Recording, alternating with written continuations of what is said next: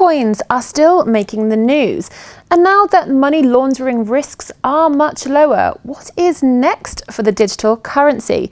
Joining us to discuss his new product is Adrien Treccani. Welcome. Thank you for inviting me, Alex. Thank you for coming. So, let's start talking about generally Bitcoins. They're now more legitimate in the marketplace. So what is the next step? Well, while it's totally true that Bitcoin is getting more and more accepted by large businesses, I think there is still a lot of work to do in terms of general acceptance in the mainstream markets, and also in the biggest institutions like central banks or largest banking institutions. Currently, Bitcoin is growing extremely fast in terms of investments, for instance, in the venture capitalist world. Since the beginning of the year, there were something like $350 to $400 million invested in the Bitcoin industry.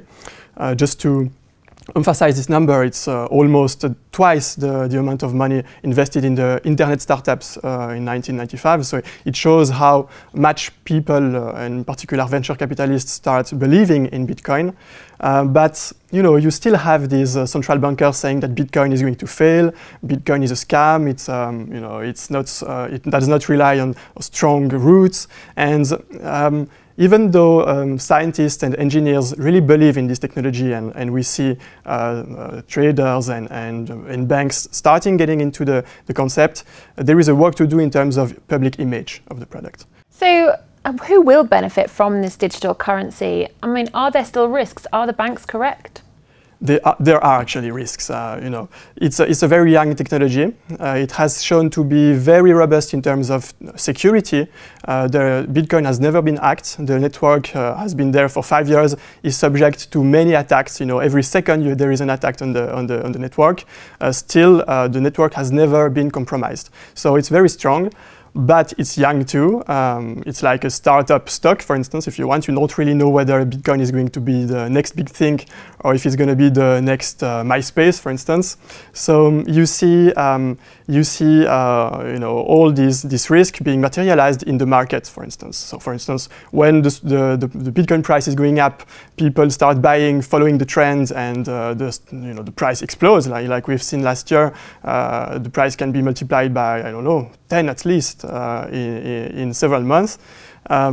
But as soon as the price starts crashing for some reason, maybe because the market is too illiquid, people panic, and we can see events like we had in December last year, where the price drops by 50% in a matter of days, or even less than a days. So I think if you are willing to take the risk of having Bitcoins, or if you trust in the technology because you try to know more about it, you try to learn how it works, why it's promising, then in this case, it's a very good idea to get it and start trying it, using products which now gets safer and safer. But of course, you shouldn't put more money into it than you're willing to lose, because it's like investing in Google. It could be extremely successful, but it could also be a failure. Who knows? What I'm sure about is that one technology which will be like Bitcoin is going to succeed. I'm not sure it's going to be the Bitcoin that we know today, but it's going to be a cryptocurrency which will probably lead the next financial system. Well, you obviously have a lot of trust in Bitcoin itself. I mean, you already have one product out there, and you're bringing out a new one, and that's Bitty. And so where does it plan to sit in terms of the world of Bitcoin?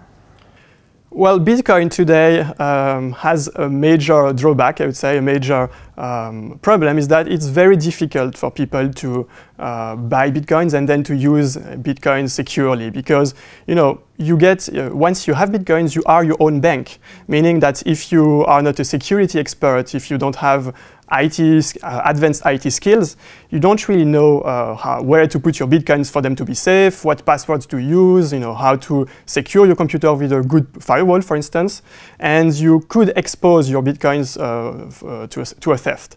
So The industry is getting, more and more developed in terms of products, and BT is our proposal for providing a way to buy Bitcoins and then to use them securely and very efficiently. And you will see it's very friendly. It's as easy as using, I don't know, Facebook or Twitter, but of course you're playing with money.